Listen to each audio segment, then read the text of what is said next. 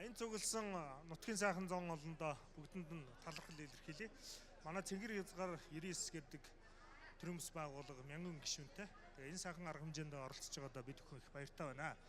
Тэгээд түүх 100 жилийнх он арга хэмжээнд зориулж бидний төгсөлтийн хамт олон хоорондоо ярилцаад тэр мод хөтөлбөрийн хүрээнд хэрэгжиж байгаа 1.5 тэрбум төгрөгийн төсөвтэй энэ сайхан бүтээн байгуулалтанд оролцож төгсөлтийнхээ нэрэмжит цэцэрлэгт хүрээлэнг байгуулахыг шийдсэн.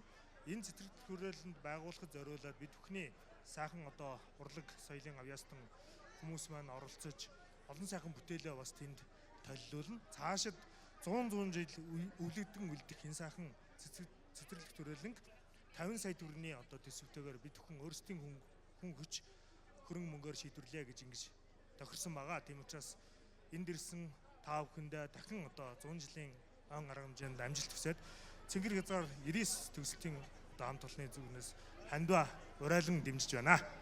За баярлалаа. 99 оны төгсөлтийн хамт олноос тэр боммод цэцэрлэгт хүрээлэнгийн томоохон хэмжээний бүтээн байгуулалтад зориулж 50 сая төгрөгийг хандивлаж байна.